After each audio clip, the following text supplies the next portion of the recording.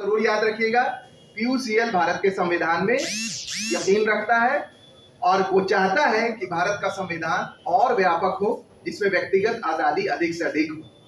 जैसे आईपीसी की धारा 124 ए, इंडियन पेनल कोड, भारतीय दंड संहिता की धारा 124 ए को पीयूसीएल चाहता है कि रिमूव कर दिया जाए, खत्म कर दिया जाए। क्यों?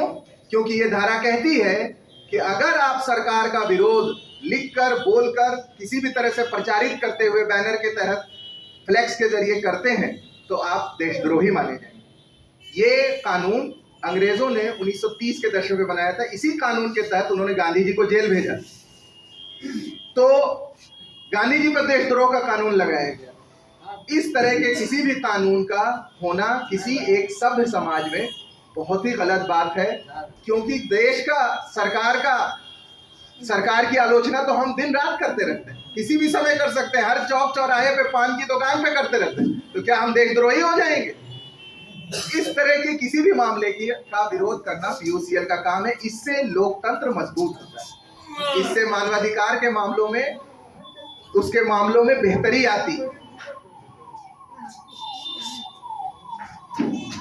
साथियों, आपके अभी समय काफी हो चुका है और मानवाधिकार के मामलों पर बोलने के लिए बहुत सारी बातें हैं, इसलिए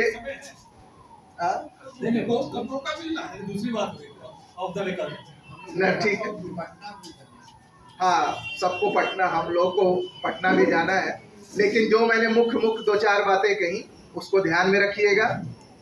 अपने जिला की इकाई को मजबूत करना है तो 3-4 और बातें ध्यान में रखे हुए। एक, रेगुलर मीटिंग करें आप लोग, उसको हमेशा ध्यान में रखें।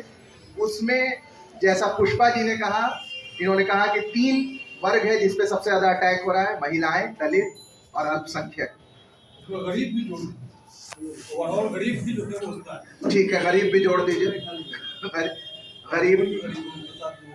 तो ये 3 वर्ग जो इसमें है, इनको आप हम समुचित प्रतिनिधित्व दीजिए। प्रतिनिधित्व के लिए बहुत विद्वान होना जरूरी नहीं है, प्रतिनिधित्व की जो फिलॉसफी है उसमें विद्वता नहीं शामिल है। प्रतिनिधित्व अपने आप में एक लोकतंत्र का एक बहुत महत्वपूर्ण अंग है। इसीलिए महिलाओं को, दलितों को और अल्पसंख्यकों को अपनी कमेटी में जगह दीजिए। इससे आप देखेंगे कि आंतरिक लोकतंत्र बढ़ रहा है। जो समस्या आप समस्या नहीं समझते हैं, वो समस्या समझी जाएगी पीयूसीएल के अंतर्गत। बहुत से मामले हैं जिसको कि आप नहीं समझते होंगे कि ये कोई समस्या है ना।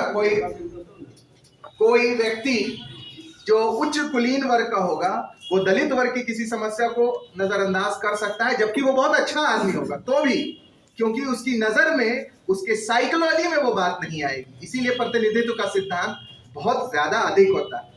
मैं पुरुष हूं, मैं बहुत लोकतांत्रिक व्यक्ति हूं, इसके बावजूद भी महिलाओं की सब समस्या मुझे समझ में आ जाएगी, ये बिल्कुल भी आवश्यक नहीं है।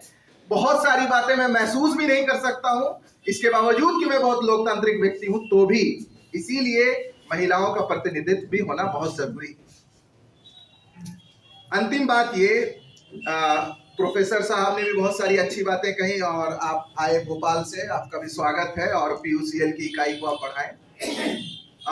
इसमें गालिब साहब ने भी मुझसे कहा कि पीयूसीएल का कश्मीर और कश्मीर में जो हिंदुओं के ऊपर अत्याचार हुआ उस पर पीयूसीएल का स्टैंड क्या है, इसको समझना बहुत जरूरी है। एक समय में कश्मीर में पीयूसीएल की यूनिट हुआ करती थी और उसके अध्यक्ष थे बलराज पुरी, जो जाने माने विद्वान थे। और कई बार जब आतंकवाद अपने चरम पर था तो इंदिरा गांधी और जब तत्कालीन प्रधानमंत्री और आतंकवादियों के बीच वार्तालाप कराने के लिए पीयूसीएल के अध्यक्ष बलराजपुरी ने बहुत महत्वपूर्ण योगदान दिया था। इससे आप समझ सकते हैं पीयूसीएल कितना महत्वपूर्ण संगठन है। बलराजपुरी ने एक किताब लिखी थी, इंसर्जेंसी इन कश्मीर। उसमें उन्होंने कश्मीर की समस्या को बहुत खोलकर, बहुत गहराई से बताया। तो कश्मीर की समस्या सिर्फ हिंदू और सिर्फ मुसलमान की समस्या नहीं है। इसमें सबसे बड़ी मशीनरी, सबसे बड़ा फेलियर है स्टेट फेलियर, जिसको बलराजपुरी ने बताया। उसके कारण अनेक समस्याएं, मिलिट्री वहां इतनी तादाद में है जो जाहिद साहब ने कहा। अब इसमें आती है हिंदुओं के ऊपर हो रहे अत्याचार। देखिए, मानवाधिकार का जो डेफिनेशन होता है उसमें यह बात कहा जाता है कि जब स्टेट आपके किसी अधिकार का हनन कर रहा हो तो उसे मानवाधिकार के हनन माना जाता है। लेकिन कोई क्राइम हो जाए, जैसे आपके घर में चोरी हो जाए, तो उसको मानवाधिकार का हनन नहीं माना जाता, वो क्राइम है, मानवाधिकार का हनन नहीं। इसीलिए कोई आतंकवादी किसी को मार डाले तो वो एक क्राइम है, स्टेट अगर किसी को मार डाले तो वो मानवाधिकार का हनन है। इस बात का बहुत अच्छी तरह से अंतर समझ लीजिए। स्टेट आपके जान की रक्षा नहीं करता है तो वो मानवाधिकार का हनन है, लेकिन आतंकवादी किसी की जान ले लेता है तो वो उसकी जिम्मेदारी स्टेट की है उसको बचाना। वो मानवाधिकार के बड़े मूल्यों के बीच का प्रश्न नहीं उठता है, स्टेट के ऊपर सवाल जरूर उठता है। तो कश्मीर में जो मिलिट्री का जो वहाँ इतनी ज्यादा मिलिट्री का प्रेजेंस है, यही एक तरह से मानवाधिकार का हनन है। दुनिया के किसी भी खित्ते में, किसी भी ज्योग्राफिकल एरिया में इतनी ज्यादा मिलिट्री, 7.5 लाख फौजियों का होना, ये अपने आप में एक मानवाधिकार का हनन है। इससे हिंदू भी प्रभावित होंगे, मुसलमान भी प्रभावित होंगे। हिंदुओं का वहां से पलायन होना, खास तौर पे कश्मीरी पंडितों का पलायन होना, ये एक राजनीतिक समस्या है जिसका कि हल भारत का स्टेट नहीं कर पाया और उसके लिए अलग से बहुत बड़ी राजनीति शुरू हो गई। लेकिन कश्मीर की समस्या उससे ज्यादा बड़ी है।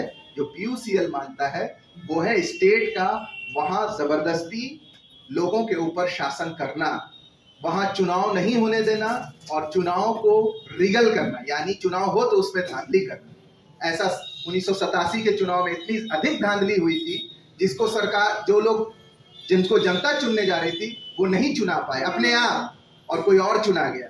ऐसी कई तरह की समस्याएं कश्मीर में, ये आप बहुत गहराई से जब मानवाधिकार के मुद्दों को अच्छी तरह से समझेंगे तो धीरे धीरे समझ में आएगी। इसलिए इस बात का ध्यान रखें कि मानवाधिकार के मुद्दों पर जब आप बात कर रहे हो, स्टेट की गलती कहाँ कहाँ पर है, इस बात का जरूर ख्याल रखें। स्टेट ने वहां के आम नागरिकों की जान बचाने में कोई दिलचस्पी नहीं दिखाई, वो फेल हुई। वो मुसलमान